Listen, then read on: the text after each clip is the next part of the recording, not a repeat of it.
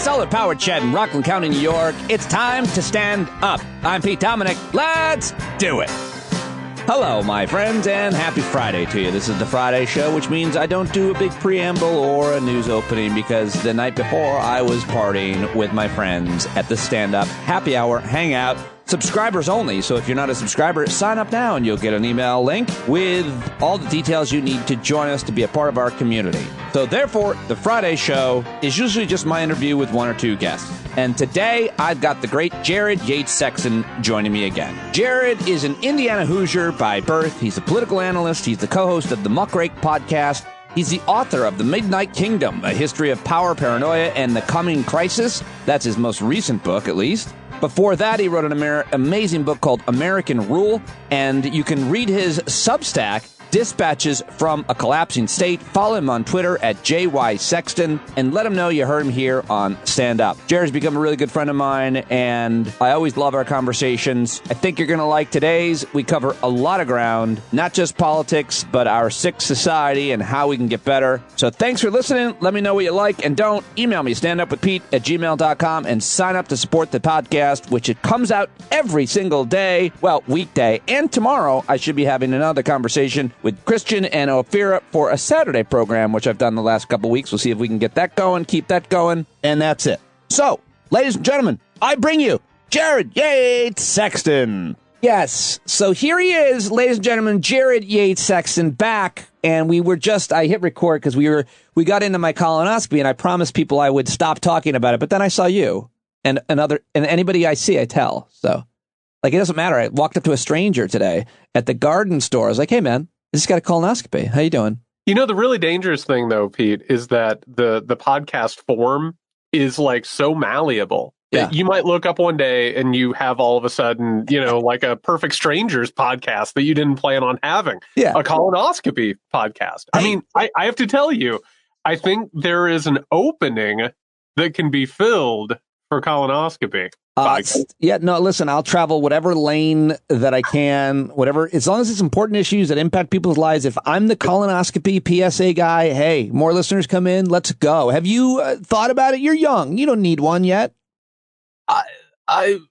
No, I don't. Wait, when are you supposed to do this? You don't want to talk about it with me. No, I'm fine talking about it.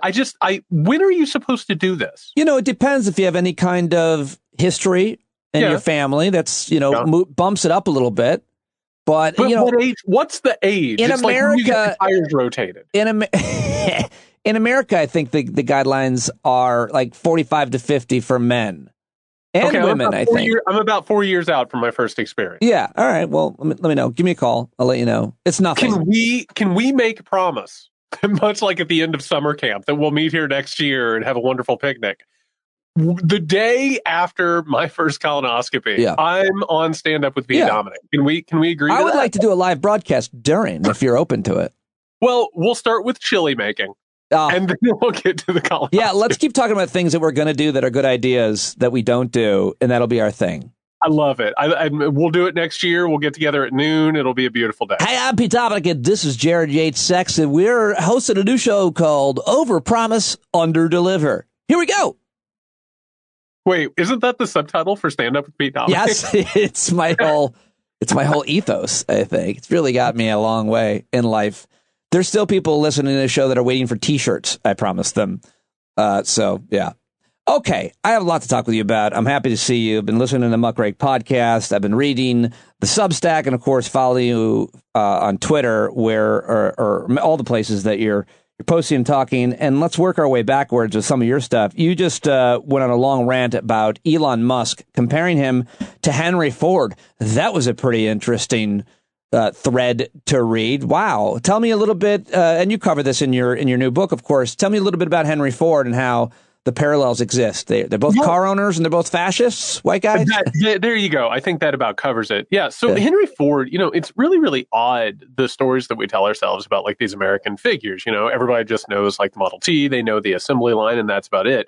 Besides the fact that Henry Ford like declared war on workers, that basically had like violent conflicts in the street, and also was the person who normalized anti-Semitic protocols of the Elders of Zion in the United States of America. Like Elon Musk and like a lot of other wealthy industrialists, he thought that he was smarter than everybody else. And he looked at something like World War I. He's like, I'm going to go to Europe and fix that. Well, he didn't. And it just so happened while he was in Europe, somebody told him that Jews were behind everything wrong with the world. They introduced him to the Protocols of the Elders of Zion. And then he started publishing in the United States of America, which went ahead and laid the foundation for fascist movements within the United States, and also gave a heads up to the Nazis and the fascists in Europe, and was actually a hero of all those people. A really interesting historical precursor to Elon Musk. I know so many. The only reason I know anything about Ford's past and affiliation with Nazis is because so many Jewish people I knew and met in New York City in my 20s would never buy a Ford. Yep. Yeah, and that's but ironically, the thing a lot of them do have BMWs, so I'm not sure. Well, I mean, literally, there's no way to be ethical under capitalism. Let's just be completely honest. Fair enough. Thank you for the permission. But Ford, the amazing thing about it is that, like, Ford was such an idiot. And, like, this person said Jews are behind everything, but there was an automatic acceptance of that. Same way that Elon Musk is, like, doing this. When you reach that point of wealth and power, democracy is your natural enemy. You hate it. Why would some, Joe Schmo on the street have the same power as you? And why are all these people rising up and demanding more pay and, better rights? And it basically goes ahead with your own story of yourself, that you are a captain of industry, you're a god among men. The reason why people are standing in my way is because there's a conspiracy against me. And, this same conspiracy theory just keeps cycling through over and over and over again. And there's a reason why these people go to the right and why they hang around with fascists. It's their natural inclination to be with them. Although Henry Ford didn't own Twitter, there was no Twitter, but I think you wrote that he owned a newspaper. I mean, like, to be the full Monty of fascism billionaires is to be able to own a major communications platform. And there are so many now, but that seems to be the case. Bezos owns the Post, Washington Post. He's not Elon Musk. There's no comparison there, I think. He doesn't seem to be editorially influencing the Washington Post that I've heard, really. But Elon Musk, man, this guy is in total control, micromanaging to the point that he's the boss. He's like, put my tweets on top. Put my tweets on top. He's ridiculous.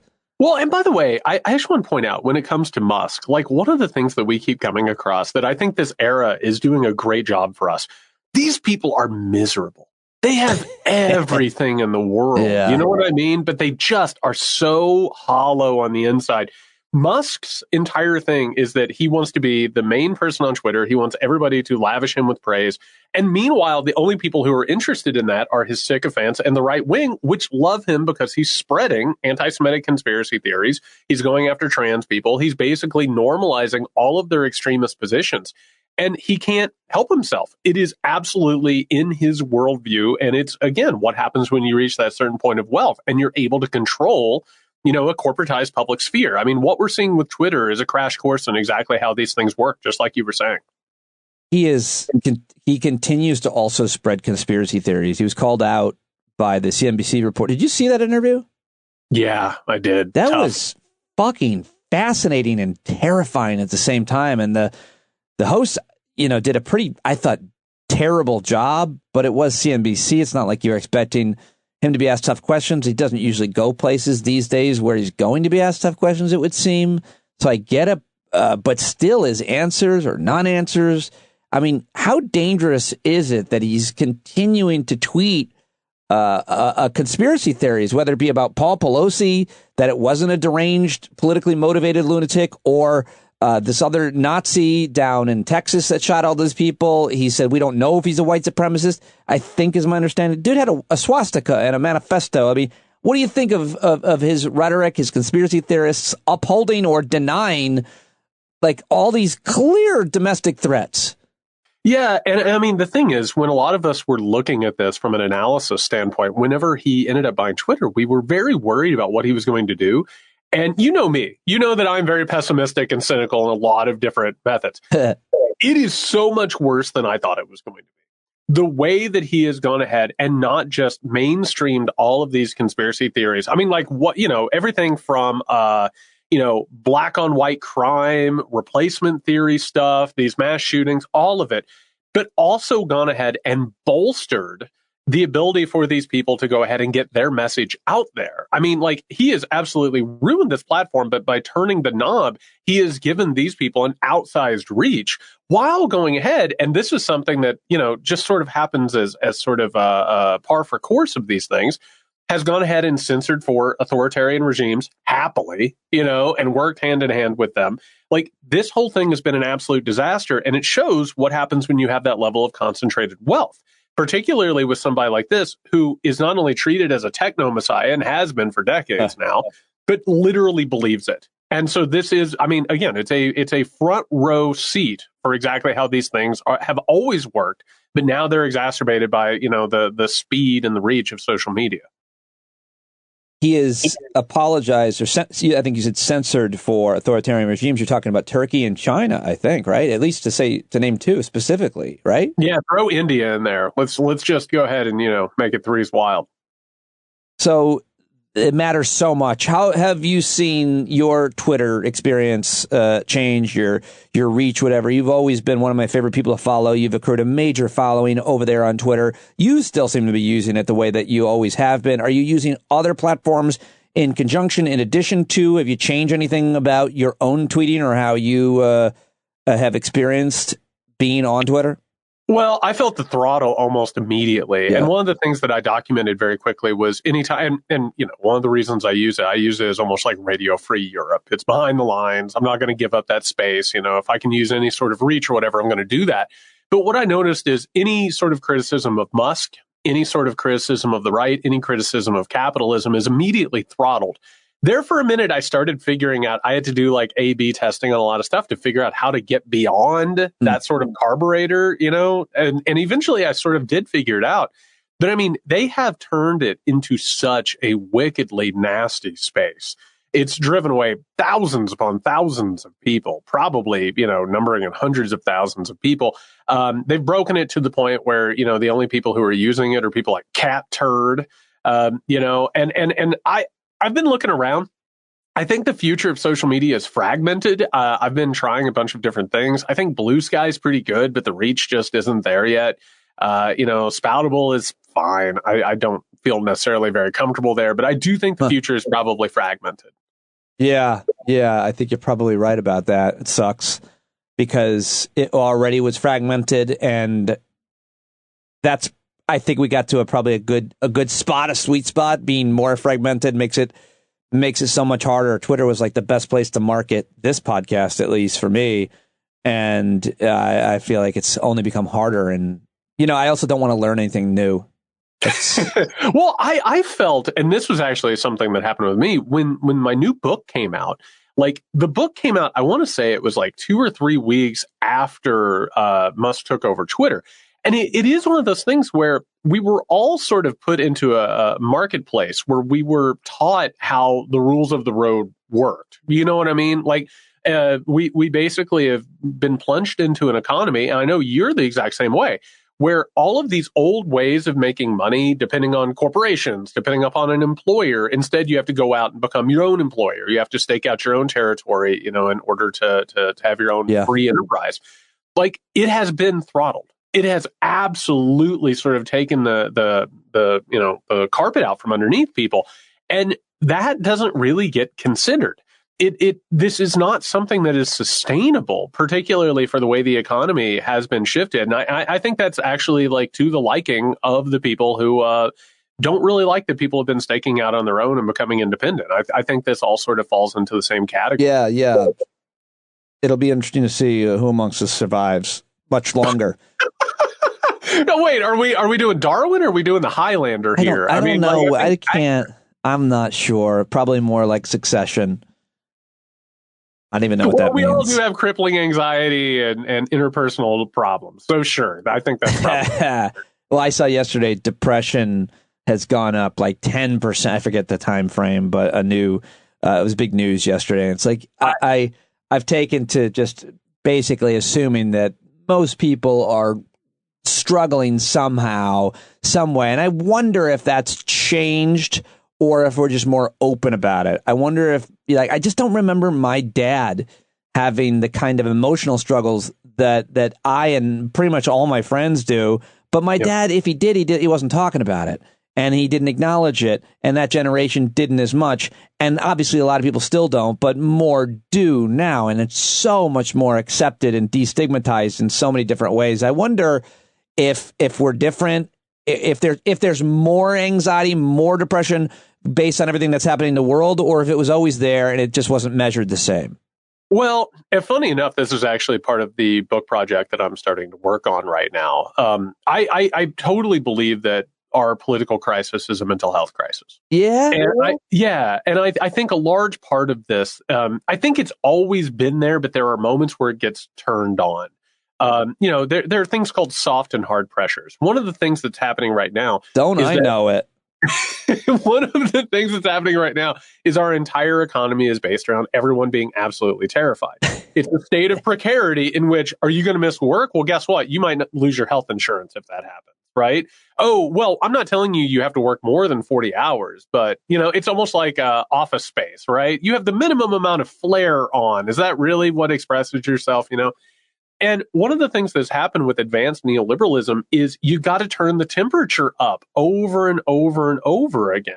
And we're now living in a society of planned precarity and intentional inequality, and we're starting to feel it. It's like being the frog in the boiling water. You're starting to feel the bubbles. You're starting to feel bad. The problem, though, the generational problem that you were talking about, is that previous generations eventually got to the point where not only could they not communicate how they felt, but if you don't understand how to communicate how you feel, eventually it falls off. You just don't know it's there anymore.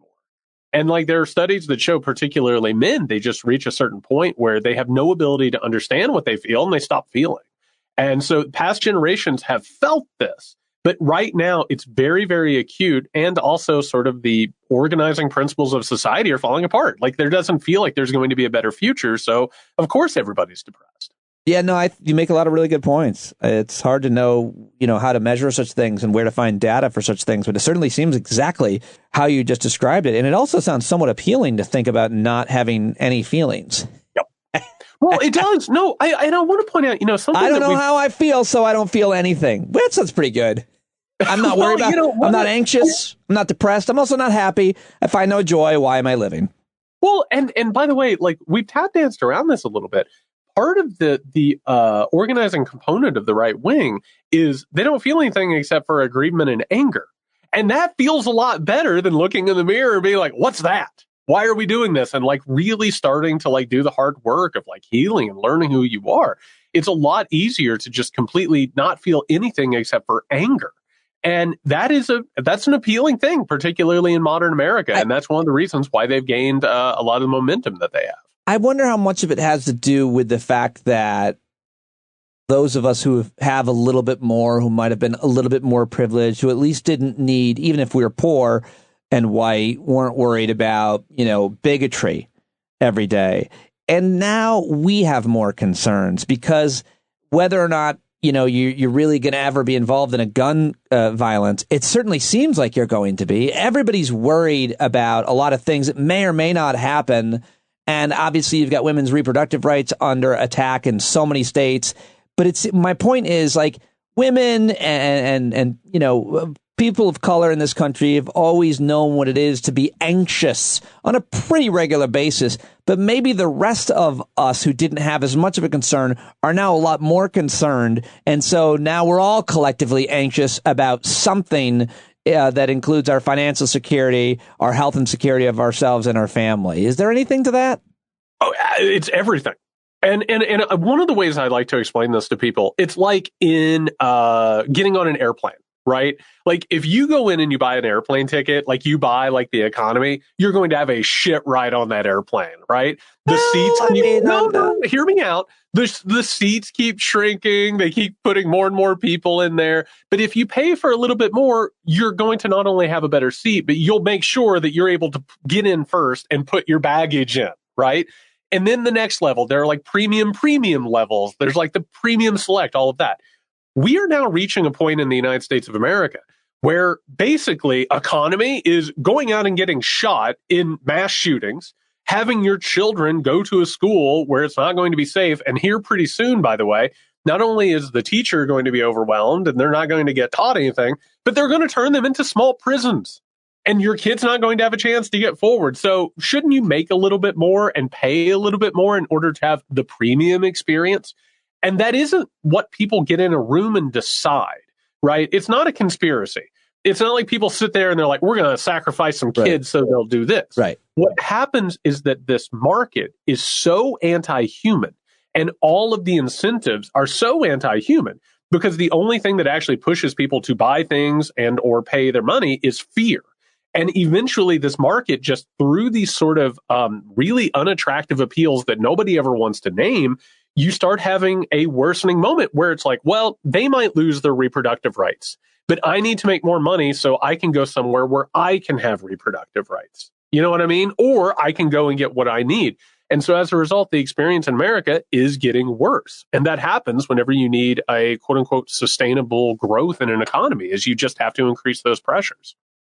Yeah, speaking of which, the markets that are created around gun violence or just fear of gun violence I don't think it's a conspiracy, but if people are going to make now, if we're not going to do anything about the guns at the national level, I never want to not count the amazing efforts of the Moms Demands and the Brady folks and other activists, those children down in Parkland and so on, because we have gotten a lot done at the state level. But if we're not going to do anything about guns overwhelmingly, then you're going to continue to have this market for violence and fear, which creates those transparent or bulletproof backpacks, bulletproof glass for schools and offices and churches and synagogues. And, everybody has a metal detector in their school. Those markets that are created to make people feel safer, but at the same time kind of ruin their experience, just like flying has been ruined by 9/11.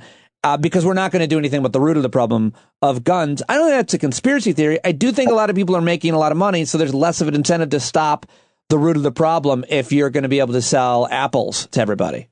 That's exactly right. And one of the things that happens with it, and we're even seeing it now, right, is we're seeing like these companies that now specialize into going into schools and putting them through shooting trainings. Or now in Texas, right, they now have like this program where they're teaching children how to have battlefield wound care, you know? Oh, I saw a room that you can create within a room. Like it fits in a corner and it unfolds and it's like an automatic safe room, which that one actually sounds pretty good. Well, I mean, it sounds interesting. I want to talk to whoever designed this thing. But what's actually happening, and this gets to the thesis of what I'm working on. What we don't deal with in all of this is that we are in a cycle of child abuse and child trauma. And one of the reasons the GOP is the GOP now is because there is an inherent illogical desire for a generation to go ahead and make sure that the next generation goes through the same types of traumas and abuses that they went through. Right? Whether or not they're not in touch with their feelings or whether they live in fear, or whether or not their, parents can beat them, you name it. But what we're actually doing in all of this with this school shooting stuff, as we're going ahead and making schools harder, right? And putting in guards and having guns everywhere and even having teachers carry guns and making them little prisons. What you're actually doing is you are traumatizing future generations who will then carry out more violence. Yeah. Yes. It's a cycle that continues until you start to address it. And we have no ability whatsoever in the United States of America to address that problem. Well, some of us do. Well, you and I do. I mean, self-congratulations here. No, I think there's a lot. I think the Democratic Party, since the Obama administration, has been on the right side of guns, period. I think that the Democratic Party has been verbally on the right side of the gun. I think they passed legislation at the state level. They passed legislation through the House. They just can't get it. The problem with gun violence since Sandy Hook, I think this, and maybe I'm wrong about this, but I think this is true, is the United States Senate filibuster. That's it. That's the only reason we don't have robust gun controls, violence, assault weapons bans is one or two senators. It might be a Democrat, but the Democrats at the state level and in the House have passed legislation. President Obama and President Biden both were huge champions for major gun reform. Well, and by the way, thanks, Joe Manchin, as always, for everything that you do for the Republic, who played a massive role in that post-Sandy Hook. You're not wrong. Like, there's always somebody on that moderate side of the debate that's going to go ahead. Before it was Manchin, it was Lieberman. It's the same. It's the filibuster, though. It's the filibuster. You have literally enough senators to pass a majority after it's passed in the House, and a Democratic president that wants to sign it, but you got one or two people. Well, and in all of this, and the gun issue is the most glaring sort of issue. There are tons of things that are obvious problems that need to be addressed. The problem is that the functions of all these institutions, going back to the Senate, going into the Electoral College, whatever it is, they are designed specifically for minoritarian power, which means that the business of the people is not what's at the forefront of this. It's the business of the shareholders of the country. That's the large problem that has always played out in this country. And it just so happens now we have a whole host of issues, including gun violence. There's no ability or will through these institutions to actually start to handle.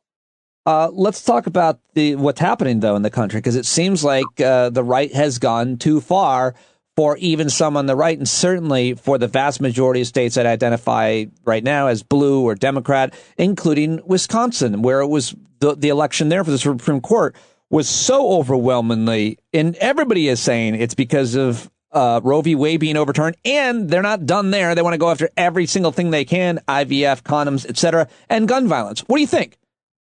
They have absolutely gone too far. And this is actually a thing that's happened with the right wing. The right wing has become so terminally online. Like, basically, any time that you listen to anybody talk, like Josh Hawley is like a perfect example of this. Anytime Hawley starts talking, you're like, dude, am I looking at the Daily Stormer? What's happening here? It is literally, they are talking to each other. Like something like, let's go Brandon. You know what I mean? Like this internet meme that suddenly has become like sort of a rallying point, and everybody, it's sort of a piece of jargon that you have to be on the right forums or the right social media sites or following the right accounts to sort of start to understand. They have gone so far beyond the Overton window while trying to drag it further and further to the right. The problem is where they are winning. It's in certain states where they have captured it. They have gone ahead and gerrymandered these places.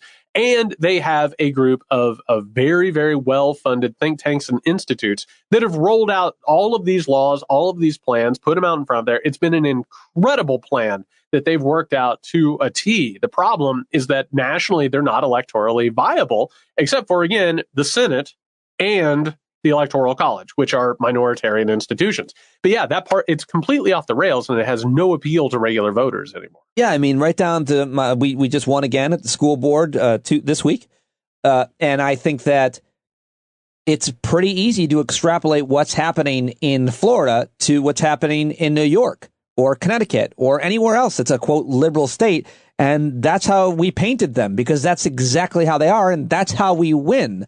And that's how we win locally, and that's how we win at the state level. And I think that's how we win at the national level. It's almost like let Jim Jordan, Marjorie Taylor Greene, Kevin McCarthy, and Donald Trump do what they do. Let them do it. Go ahead. Keep doing what you're doing, because you're not winning over any new fans or followers on any issue that I can see, except this trans issue, which they talk so much about, which is such a non-issue, but it does seem to win some people over for fear that their kid might, identify as trans. I don't know. I'm not sure. The trans issue, it's been brought into focus because of its usefulness within talking about public school. And because this is the one place, because there is an issue that needs to be talked about in all of this, which is, what do you do if a minor is in a class or, in a school? What are you supposed to do if all of a sudden they're like, changing their pronouns or expressing who they are? That is actually a conversation that you can have, but they have figured out that it tests incredibly well to go into public schools, take over the public school boards, right? To go ahead and get the state in there to dictate, move around curriculum, all that stuff. They figured out that was an incredible inroads, and they created one astroturfed group after another. Meanwhile, everybody who's not a raving, stark, mad person is like, shut up about trans people. Leave us alone. There are kids. There are neighbors. Just stop. It's not an electorally viable issue. It's not. But it is really good for going in and taking over public schools, which, by the way, is like one of the last remaining markets. They want to destroy public education. They want to privatize it. It's a $1 trillion industry in the waiting. And by the way, it's the way that the Republican Party controls the future. But yeah, nobody wants to talk about this shit. Everybody's just like, lay off. Let people be people. Well, what do you think about Ron DeSantis and what he's doing in Florida? Because I think that we just need to have, I don't know. I was listening to the Muckrake podcast, and I think you and others think that he's got a shot. I think maybe you think that he's even more dangerous than Trump. I don't agree with either of them. I don't think this guy gets out of Florida ever. I got to tell you, I've been afraid. And I'm never wrong with these predictions. I predict still, even though Pompeo said he is not running, I still predict he'll be the nominee because I can't be wrong. I love that. I loved when he announced he wasn't running, and I thought of you, my friend. I got to tell you, first of all, DeSantis is a really dangerous person. It just so happens he sucks at politics. He is the most unnatural motherfucker in front of a camera, in front of people. I love, by the way, how much campaign cash is getting set on fire right now. I mean, he has every major right-wing donor who wants him over Trump. They want it so bad. And this person cannot talk to another human being. It's like, I don't know, do you ever watch V? Do you ever watch that miniseries? Where they would take their faces off and they would be lizards. Yeah. Like DeSantis is always 2 seconds away from unhinging his jaw and taking down a couple of lab mice. The problem with all of this, and this is what pisses me off, what has been revealed is that not only is Ron DeSantis a terrible presidential candidate on a retail basis, that means that what he's been doing in Florida has been challengeable. The Democratic Party and a lot of his opponents have largely used this for fundraising, and they haven't gone toe-to-toe with them. They haven't attacked him, and this guy has a glass jaw. I wonder what is going to happen, because there's so much in play for 2024 that we're going to get into before this whole thing's said and done. But I have to tell you, as long as this continues down this road, this guy doesn't stand a chance in hell up on a stage with Trump. But there's other things that are going to play out there. It's an absolute disaster what this campaign has been so far. How closely are you following the legal inquiries into Donald Trump? You had Manhattan DA, you had the E. Jean Carroll case also took place in New York City. You've got Atlanta coming up, it sounds like, at the end of the summer with Fonnie Willis down there, the AG in Atlanta and Georgia. And then you've got, of course, Jack Smith, who's breathing down his neck. And one of Trump's lawyers on the documents case just quit because Trump won't shut the fuck up. I mean, it's lawyers. There's nobody ever like this guy. Not one mafia head, not a drug cartel. None of the worst criminals have ever been so stupid as to continue to say things that will incriminate them over and over and over. And by the way, Trump doesn't even have email. He doesn't even use phone. He doesn't text messages. He doesn't put things in print. So he has to try really hard to incriminate himself. I mean, I should say he puts things in tweets, but at the CNN town hall, he put himself arguably in more legal trouble. E. Jean Carroll and her amazing lawyer, Robbie Kaplan, are like, we'll fucking sue that guy again. Yeah, I mean, the worst criminal since the Wet Bandits in Home Alone. I mean, really and truly, it's bad. No, it really is a testament to just how much this system props up wealthy white men. The fact that this guy hasn't been in prison. Well, he has basically been in legal trouble since the 1970s when he was caught dead to rights discriminating against people. All of it, I with Trump, here's a simple thing. I take a wait and see approach. I don't believe that anything's going to happen to him until it does. I know the idea that Jack Smith is out there sniffing his trail like a Robert Mueller or James Comey. I know that that's attractive. I tend to take a wait and see approach. I don't think any of this hurts his ability to run for president. In fact, I think him getting proven in a court of law to have been a sexual abuser and a sexual predator actually helps him. I think it actually helps him with his voters. I don't see any reason why they would turn away from him. He's told everybody who he is and what he does, and they want that cruelty. They want to live in a world in which they don't care about those things. So I'm taking a wait and see approach. I don't think it's going to affect him running for president at all. There's no possible new thing that we could learn about him. Yet CNN still had a town hall argued we should hear what he has to say. You've written about this at your Substack. You talked about it on Twitter and on your podcast. All I want to say is this. You do have to cover Trump. You do have to cover what he says, but don't do it live. Don't do it on a platform like CNN.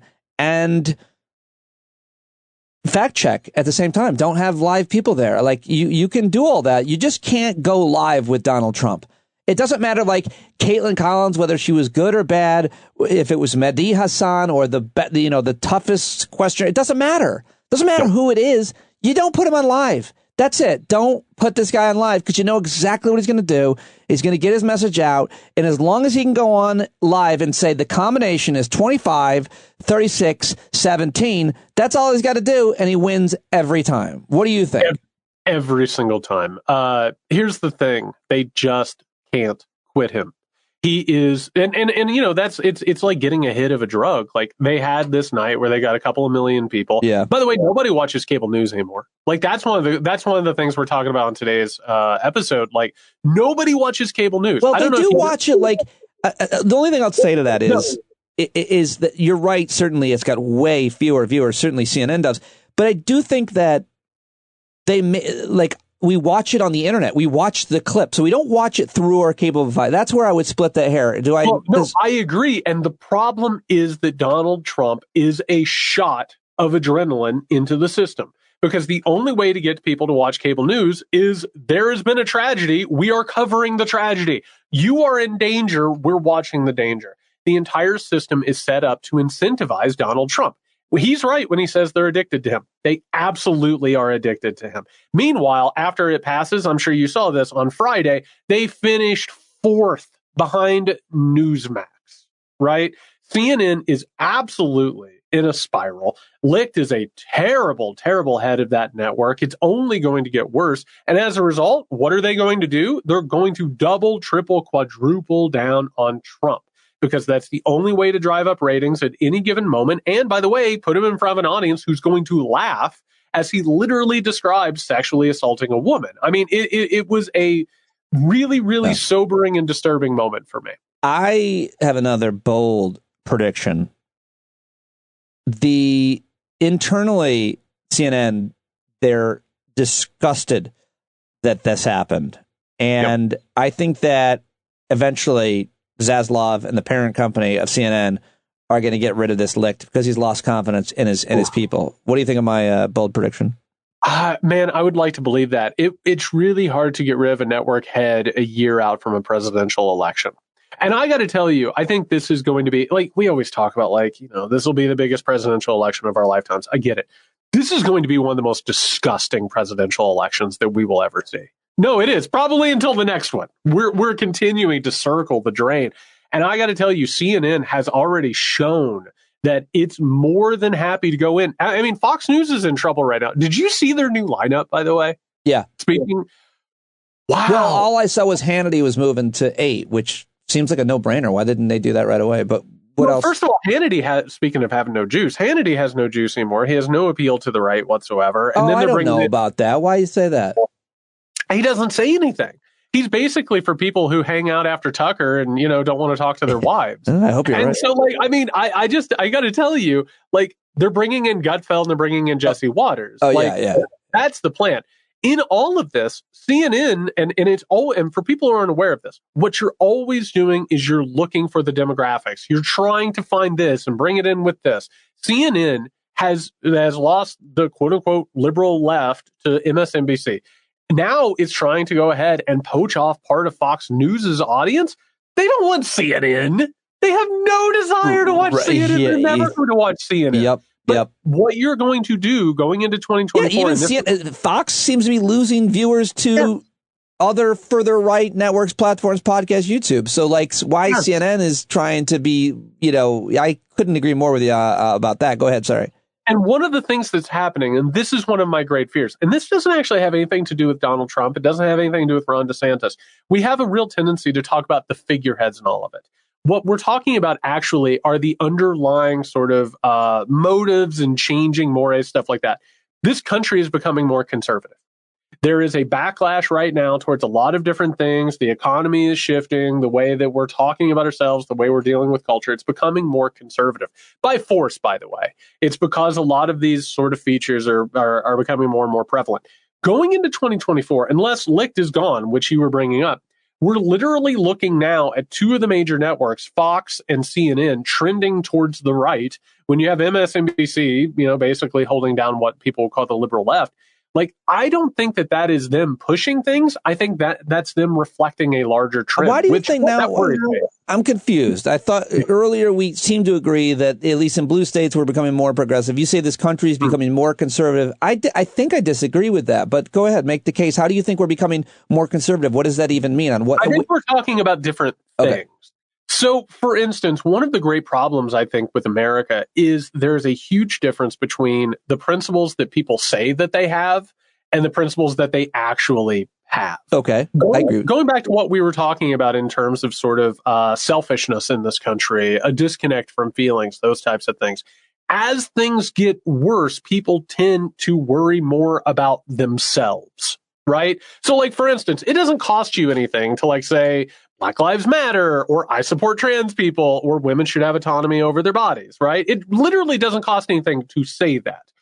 It does sort of cost something to act on those principles. And one of the things that we keep seeing, and speaking of the media, there's a reason why the New York Times is filled with articles that say, has the woke left gone too far? Students on campus, are they causing more damage than the right? All of that stuff. Their anti-trans coverage, all of it. That shows that in this country, there is a sort of liberal center, moderate pushback against what some would refer to as wokeism or, social justice, whatever has come up over the past few years. And I think we're seeing not just a backlash, but we're seeing sort of a counter revolution to that in our politics. Well, here's where that criticism loses me slightly. For every one of those New York Times articles, which I fully agree with you are garbage, there's 10, Paul Krugman's, Jamel Bowie's, and I can't think of the other, liberal columnist. What's his name? The black guy, Judge Blow.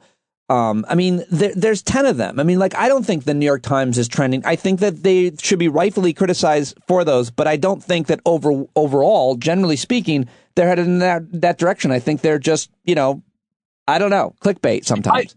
I think one of the things that's happening, and this is a larger thing we don't Blow, forgive me. We don't have time to get totally in the weeds on this, but as things are starting to shift, and by the way, like, globalism is coming unwound, we don't even have the system that we had a couple of years ago with this new Cold War. Like, we're starting to have to reindustrialize. We're starting to have to, like, make our own stuff and shit. Like, as that happens, you're going to see market forces that are going to lead towards more conservative things.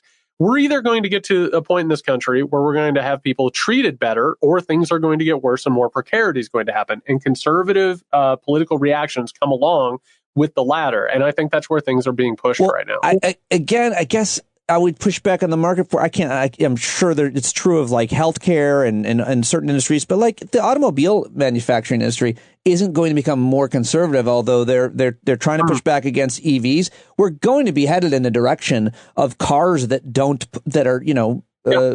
pollute as much. Well, but that's one issue I think within it's the only one I can think of. So you're exactly right that like those types of things are going to be pushed forward. Like, absolutely, we're going to see more. It's a market solution. It's not a solution. I'm saying they're people. Go ahead. What I'm worried about with reindustrialization, like one of the obviously 1980s, 1990s, we started to see a movement away from like having factories here, production here. We're now seeing a reinvestment of that. I mean, Joe Biden, by the way, one of his crowning achievements was putting hundreds of millions of dollars in this economy to have reindustrialization as the Cold War started to grow. The problem there is that industrialization shows us, Pete, that people don't want to pay their workers very much money. They're going to figure out how to pay them the least amount of money that they possibly can, which means that a large part of the reindustrialization is going to take place in red states, where they have already broken the labor unions, where they don't have a lot of regulations, where the ground is already being made, by the way, ding, ding, ding, child labor. I've been reading about, there's a lot of... Yeah. And so like there's going to be one of the problems with the United States, and this is part of our larger issue, is the balkanization between so-called red states and blue states. You're going to see a lot of people in blue states who care about these things, but it's not affecting them. You know what I mean? It's sort of happening in other states, and so therefore it's tolerable as long as it doesn't encroach on their existence. that is, I think, creating a very, very quiet but noticeable trend towards the conservative right. It doesn't mean that people are suddenly going to go out and, start talking about Frederick Hayek or, like talking about like paramilitaries or joining the Proud Boys.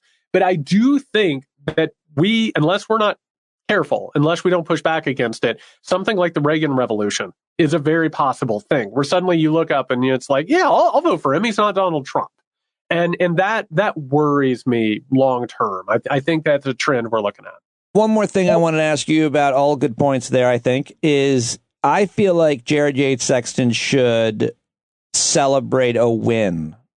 And I feel like we don't talk about, for any number of reasons, something that happens that's extremely impactful in a positive way because we just move on. We're happy it happened. We move on. And maybe you disagree with this, but I think Tucker Carlson not being on Fox News is such a major impactful thing. I think he was a single most influential person in media. And I think that he'll be back, but he'll never, ever. I mean, a lot of think pieces about this. Will he ever be as powerful? I fall on the side of he will never be as powerful. But if he is, it won't be until after the next presidential election. He won't have that kind of viewers. He won't. And whoever replaces him on Fox will never be as, I think, dangerous and effective. I mean, listen, Jesse Waters and Greg Gutfeld aren't taken nearly as seriously as Tucker Carlson, and they won't do the things that Tucker did. They're not good enough to do it, certainly. And so I think that it's a huge and good thing, and I think that you should write a 40,000-word essay about how good of a thing, is that a lot of words, that it is that Tucker Carlson is no longer on Fox News. It matters. Time out. How many, if you just had to throw out, and I want to answer your question. It's a great question. How many pages I don't know. Do you think 40,000 words? We are running out of time. We don't have time for your follow-ups. We have to get to an ad. No, okay. I think it's a huge win. And Tucker Carlson is one of the most dangerous individuals that we've ever had on American media. Absolutely normalized and mainstreamed white replacement theory, fascistic conspiracy theories. Absolutely huge win. What I worry about is how it's going to women. The right. Hates women. Also hates women, just an absolute misogynistic ass. But I do think it's going to lead to some fragmentations, not just in conservative media, but also within the right, which I'm taking a look at and keeping an eye on. That being said, huge win. Massive, massive win that should be celebrated. Okay. I just was wondering if you thought that. Yeah, I do. No, him being having to move to Twitter is absolutely a win for everybody, although that is going to radicalize a group of people that it's going to be pretty dangerous. What do you mean by that in terms of him being on Twitter? It's going to radicalize. Oh, Elon Musk. I love that Elon told everybody he didn't make a deal with Tucker to give him any money to do this, but he's going to turn the dial up on Tucker's show, and it's going to be everywhere. And you're not going to. Did he make a deal? Did he? No, he said he didn't. He didn't give him money, but I guarantee he's like, no, I will amplify you totally and completely. The same stuff that Musk is amplifying is the exact same stuff that Tucker talks about. So this is going to turn into a big, big. You know what, though? I'll tell you, what happened with Tucker is what happened with me, is what happened with so many other people, which is you lose your corporate media platform. And we're all in different boats. Obviously, he's going to be fine because of what the money he already made. Whereas people like me will, have to continue to work their asses off, whatever. It's not that. But the point I'm trying to make is Fox News was a corporate media working where you have producers, you have legal, you have marketing, you have cameras. He now is going to do his own thing, and he's going to have a billion headaches, just like I have. And there's pros and cons, obviously. But the point is, I just love the idea that he's going to have to worry about some bullshit lighting and calling a lighting guy and making sure, he's going to have plenty of money to hire people and hire a whole thing. But it's not going to be as easy as just rolling in to the studio of the corporate media. It's just not. There's no way. No. So. It's not. And the effect is going to be so diminished. It's going to be very concentrated where it does take off. I mean, I'm talking about the online right, which is a very, very dangerous group of people that Tucker is going to interact with and probably be influenced by and influenced. That's going to be really dangerous moving forward. But my God, what a win it is that he's not going to be watched by 3 million people every night. Can you think of anybody, by the way, who is voluntarily, that we know of, left corporate media, from the New York Times to CNN to anywhere, to start their own thing?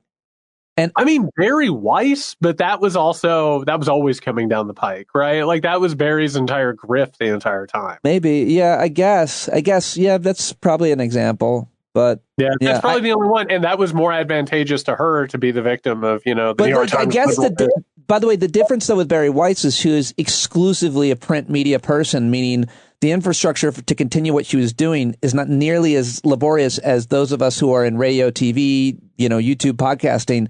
When I left SiriusXM, like I had to learn everything. I mean, like if you leave your TV, no one has left a TV network that I can think of. Maybe someone listening will have an idea voluntarily because it's harder. Yeah, no, and that's also the thing. Like we know this. Like we have been our own like DIY guys. You're for not a while. me though. You really are. You started from like a book and like as a professor. Like I got into corporate media, and so it's a little bit more traditional. But no, I completely agree. All of us are out here running pirate ships. You know what I mean? Like, really, it is. That's what this economy has become. You are either within a corporate structure in which you are being crushed and you are disposable, or you go out and you have to figure out your own, thing. And like that, welcome to a Tucker Carlson. I hope you rot in hell. Like, I hope he falls on his face. I hope he hates it. I hope he absolutely hates it and he just goes and counts his fish sticks money. Like, that would be fantastic. Jared is referring to his family money from Swanson, the TV dinner. Is that still a company? Do they even? I think it was is it his wife's family? Anyway, I don't know. His stepmom? Yeah, maybe. Hard to keep track of where all this money is. He's such a quintessential rich white prick. His whole life. All right, enough about him. Thank you very much for joining me, Jared. It's always great to have you, to talk to you, to read you, to listen to you. Thank you very much for being here, pal. Thank you, bud, and best in recovery, okay? I'm all good, thanks. Jared Yates Sexton, everybody. Thank you very much for listening to our conversation. Follow him on Twitter, subscribe to him on Substack, and subscribe and support his podcast, The Muckrake Podcast. Go get his books and tell him I sent you. Always enjoy our conversations so much. I really appreciate his perspective, and I appreciate yours. So send it over. standupwithpete@gmail.com. Let me know what you like and what you don't like. I'm going to be putting out a survey very soon that'll have a whole bunch of specifics that my friend Jim Babowski, who's a longtime listener and a very smart guy, helped me put together. So look for that. And also look for my conversation with Christian and Ophira for tomorrow, a Saturday show for the third weekend in a row. Hope to get that up for you. But thank you for all of your support, for listening this week. We have had some great guests and great conversations, and next week we'll keep it going with some new guests and more conversations. Let me know what you want to hear. Be the change you want to see in the world. Today's quote of the day comes from the great Angela Davis, who said, "I'm no longer accepting the things I cannot change. I'm changing the things I cannot accept." She also said, you have to act as if it were possible to radically transform the world, and you have to do it all the time. Always an inspiration, Angela Davis. Thank you, Angela Davis. Talk to you tomorrow. All you hear is a lie. So get up off of your butt, down off of your fence. Even if it ain't a very friendly audience, well, they'll begin to listen when you start making sense. And you stand up. Point your rifle to defend your town. Just stand up. Stand up. You know they can't deny you what you're laying down. Boy, you better stand up. Stand up. Show your face of every color, yellow, black, red, and brown. She's the place where every lost child will finally be found. There's only one thing to do before we stand our ground, and that's stand up. Stand up. Well, the founding fathers saw a land for all. They had to stand up. They had to stand up. They had a keen imagination for a crystal ball, drawing all the plans of stand up. But all they had to go on was the time they were in, with other causes for laws, and since they weren't even sin, they knew that change was gonna come before the change could begin. They had to stand up. All right, they had to stand up. We got to stand up. We got to look the devil square in the eye. We gotta let him know it's his time to go, and make it clear when all we hear is a lie. Why you lying awake